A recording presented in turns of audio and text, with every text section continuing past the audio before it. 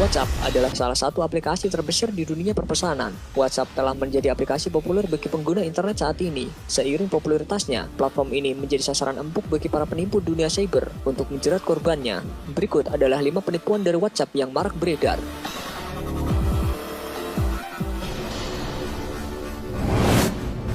Fake chat. Tak semua informasi yang beredar di internet harus ditelan bulat-bulat, apalagi itu yang berasal dari screenshot aplikasi pesan instan seperti WhatsApp, karena bisa saja itu adalah gambar dengan menggunakan aplikasi pembuat obrolan palsu bertemakan WhatsApp. Dari penelusuran, ada sejumlah aplikasi seperti ini tersedia di versi desktop atau bahkan melalui penyedia aplikasi seperti Android dan iOS, bahkan sebagian besar diberikan secara gratis. Fitur ini boleh dibilang sangat detail untuk memberikan kesan seolah-olah terjadi percakapan yang diatur sedemikian rupa. Cara mengeditnya pun sangat gampang, tanpa harus mengerti software olah foto. Di sini, pengguna bisa menyesuaikan nama orang yang diajak chatting, operator seluler hingga foto dari pengguna untuk meyakini hal tersebut. Tak sampai di situ, presentasi baterai pun bisa diatur. Sementara di kolom pesan, pengguna bisa menuliskan apa saja yang diinginkan, mulai dari isi pesan, centang 1 atau 2, tanda delivery hingga tanggal menerima pesan. Semuanya bisa dipalsukan.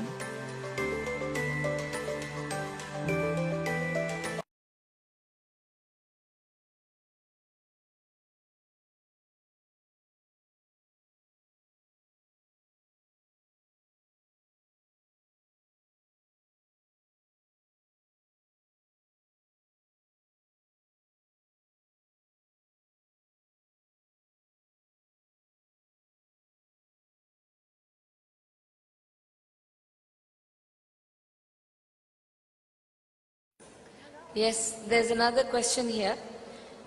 This is related to the hadith of Ali radiallahu anhu in the battlefield. How do we remain steadfast in the face of our enemy whom openly mocked our Prophet sallallahu alaihi wasallam? This question is from a sister. Okay, that's a very good question. What do we do when somebody insults our Prophet sallallahu alaihi wasallam? The first time it happened to me, I was at George Mason University giving a speech. After the speech, one came up to me, he's not Muslim, he was an old man actually, and he knows Arabic, and he came in my face and he said, "What do you say about a 53-year-old man that has sex with a 6-year-old girl?" Whoa, when he said this, I almost passed out because I couldn't believe anybody would talk like this. I couldn't believe somebody would say something like this. I knew what he meant by what he said. I was so upset, I started taking my coat off. And I would give it to the sheikh who was with me. I said, just hold my coat. I'm going to go on this guy. And as I was taking my coat off, I looked at him, I said, this depends on your question. If it's a rhetorical question, or if you're insulting my prophet, in which case I'm going to take you out back and beat your head off your shoulders. He said, no, it's rhetorical. I said, in this case, it doesn't need an answer. Obviously, what he said, no Muslim would support this idea. Because our Prophet ﷺ never would do something like this. Our Prophet did not do what this man said. But the way he said it, people would think, this is Muhammad. Our Prophet ﷺ was the example for us. And he was the mercy to mankind. I had to go to the scholars and ask them, how do I answer the question? They said, first of all, you don't get angry. This is in the hadith of Rasul ﷺ. La tagdab. Somebody said, give me nasiha, la tagdab. And then, la tagdab, la tagdab. Don't get angry. Take it easy. Keep your cool. Take it easy. Second thing is, when you don't know, just say, I don't know. But be kind to them. Maybe they will listen to the answer. So the next time, I saw the same guy again. I'm ready. This time, he started with another question. It's nothing but an insult, the way he said it. But this time I said, thank you for asking me about my religion. He went, huh? He didn't expect that. He thinks I'm going to get angry. Not now. I know we shouldn't do that. Thank you for asking me about my religion. And then, say this. As a Muslim, I cannot lie. As a Muslim, I cannot lie. If I lie, I can go to hell. And if I don't tell the truth, if I make a mistake, you can check it out anyway, because everything in Islam is preserved 100%. Mia mia. The Quran and the Sunnah, we still have it today as we had it centuries ago. So it's there. So it's easy. We can find the answer. But by the way, and here it comes. Are you listening? If, while you are listening to my answer, you like the answer so much that you say, that's better than what I have, are you going to be ready to make a move to something better? He said, yeah. And then I began to give the answer. First of all, the hadiths are in Bukhari, and it's two. One, it says Aisha's 6 years old, and her mother, listen to the hadith, her mother comes to her and takes her into the house. She's playing in the dirt. Her mother takes her into the house to her father. So far, did you hear the word sex in there? No. And her father is doing a tradition which is a part of the Arab tradition forever. He's offering his daughter in marriage to his best friend, someone who is a leader, someone who is very important to him, and he's saying, I want you to marry my daughter. But then what? She's back outside playing in the dirt. Yes or no? Yeah. Where did you hear sex in there? I think you've been standing in the checkout line of the grocery store too long looking at the tabloids with that word sex on it. Oh, that's all you're thinking about. This is not our Prophet ﷺ. The other hadith, she's older. The mother's taken to the father's offering her in marriage, and look what it said in the Quran in chapter 4 verse 19. Very clear, it tells, O you who believe, you cannot inherit women against their will. In order for a woman to get married, she has to be old enough to know what's going on and understand it, and old enough to have children. Yeah, otherwise she can't get married. It's not a legal marriage in Islam. Yes or no? So what do you think? It gives us the example that even though she was betrothed at an early age, they didn't get married until she was old enough. The man standing there going, I didn't know that. I didn't know that. I didn't know that. It happened again when I was in Chennai. The same subject come up, and I told another one the same way. He said, really? I said, yes, but I'm going to ask you a question. Everything we know about their marriage is coming to us from her. Read what she said and think, out of 2,200 sayings or hadith from her, roughly 2,200, she is saying only what? The best things about her husband, Muhammad sallallahu alaihi wasallam. Yes or no?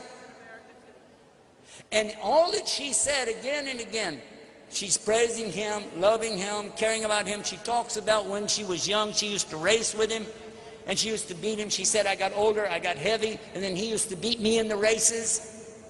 She used to tease him. She played tricks on him. We know from the Quran some tricks that she played. Whoa, watch out.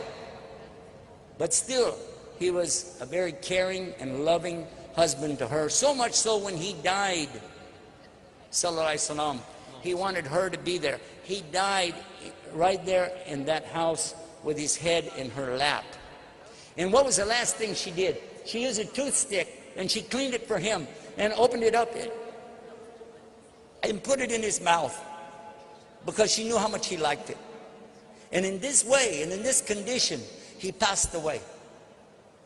And for the rest of her life, she narrated from him and never said a single bad word ever about her husband. Do you know any women today who could go their whole life and never say something bad about their husband? Hello? Do you know a woman who can go even 1 year or 1 month or 1 week, maybe not even 1 day, and she's saying something about her husband? Aisha radiallahu anha never said a single bad word on her husband. Yes or no? And she never even considered to look at another man for the rest of her life. In her heart and in her mind, she is still married to Muhammad sallallahu alaihi wasallam, and they will be together in Jannah, in the paradise, and live there happily ever after. I'm asking you a simple question. Is this the best love story you ever heard? Or do you like the story of Shakespeare's Romeo and Juliet on Valentine's Day, talking about, oh, what a love story, Romeo and Juliet. 2 young lovers, one a preteen, maybe 12, and one 14, something like this, very young, from two separate tribes that did not like each other. They hated each other. They were fighting. So the Capulets on the one side and the other family on the other side, and they hate each other. And they don't want their children to even know each other, so they sneak behind their back. Did they get married? No. What did they do? I don't want to mention. And then what? One of them commits suicide. And then the other one commits suicide. According to the Jewish religion, Christian religion, and Islam, they go to hell. Compare that to the story of Muhammad and Aisha. And tell me what you think is really the story of romance. And he said, Ashhadu an la ilaha illallah, Ashhadu Muhammad Rasulullah. MashaAllah. Just remember this. No matter how harsh the questions come, you have a responsibility to present Islam in the best way. Don't try to be Ahmed Deedat, or don't try to be Zakir Naik, don't try to be Yusuf Estes. Be you. Be yourself as the best Muslim you can be. Wallahi. And I don't like to say wallahi because I'm not Arab anyway, but when I say this, I really mean I wish all of us would just use what Allah gave us and be the best Muslim you can be. This would destroy shaitan on this planet. He wouldn't have a chance. May Allah guide us. Ameen.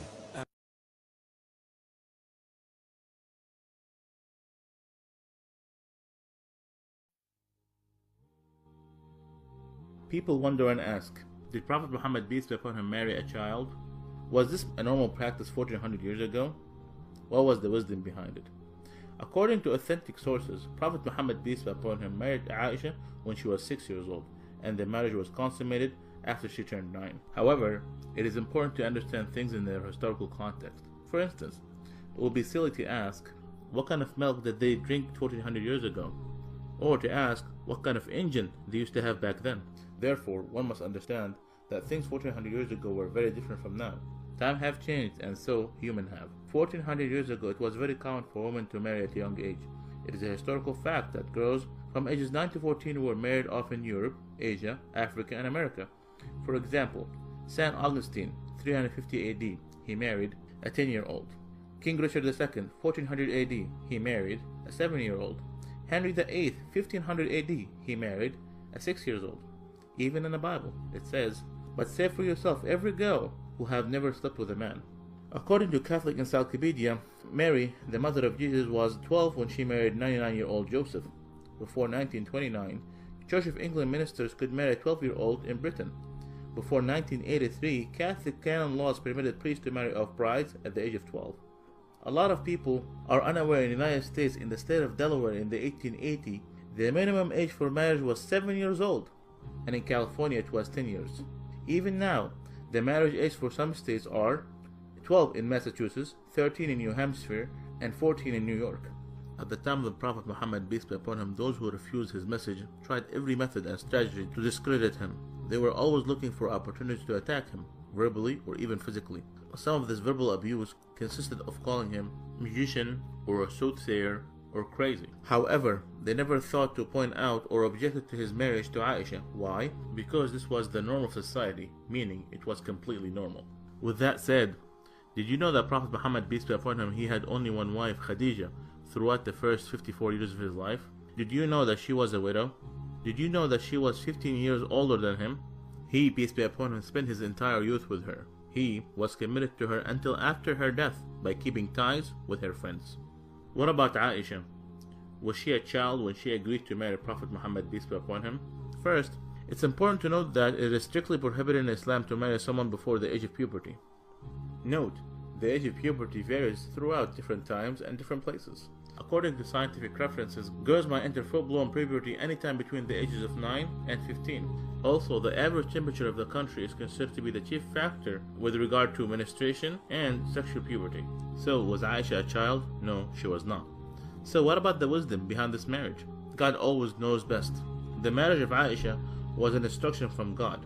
Aisha narrated to us more than 2200 hadiths or sayings of Prophet Muhammad, peace be upon him. Aisha was exceptionally intelligent and since she married Prophet Muhammad peace be upon him at a young age, she was able to learn so much from him. She later played an important role as a teacher, expert, and interpreter of Islam. So, there was so much wisdom behind this marriage. For those who do not know Prophet Muhammad peace be upon him, Prophet Muhammad peace be upon him did not come to seek worldly pleasures, but rather he warned us against them.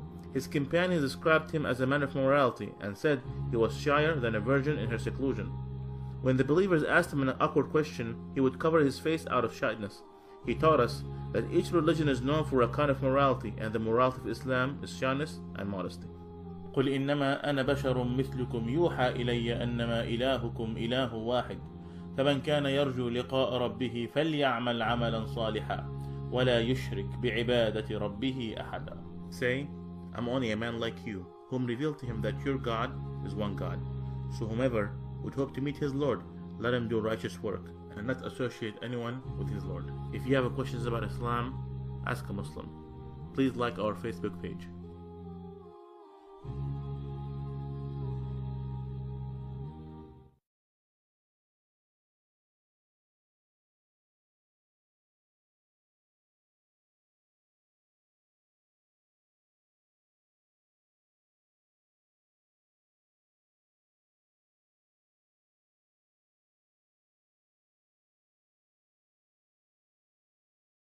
Prophet Muhammad, peace be upon him, marrying a minor. All I can say is that Islam is the only religion to actually prohibit the marriage of minors who have not reached the age of puberty. The truth is, in different times, in different places, in different contexts, the age for marriage varies. Even in US states, you have states that allow 13, 14, and 15. What age do you recommend? It varies. And since this is Jesus versus Muhammad, let's compare it to the context of Jesus. With none other than the best of women to have walked this earth, Mary, the mother of Jesus. She got married to Joseph, who was 90 years old when she was only 12 years old. You have to understand there is absolutely nothing wrong with this, because at different contexts, in different times, in different places, people mature and develop differently. You cannot simply compare the time and place of Muhammad, peace be upon him, to the time and place we're living today. Today we have iPhones and air conditioners and electric heaters, while in the time of Muhammad, peace be upon him, they were living in the middle of the desert. You cannot simply compare the two. And another really important thing to note is that Muhammad, peace be upon him, has been criticized ever since the time of prophethood for an entire 1400 years. But it wasn't until 1905 that the issue of his marriage with Aisha actually became an issue. Why is this? Because it was an absolute norm. They had developed faster, matured faster, and weren't like the women of today.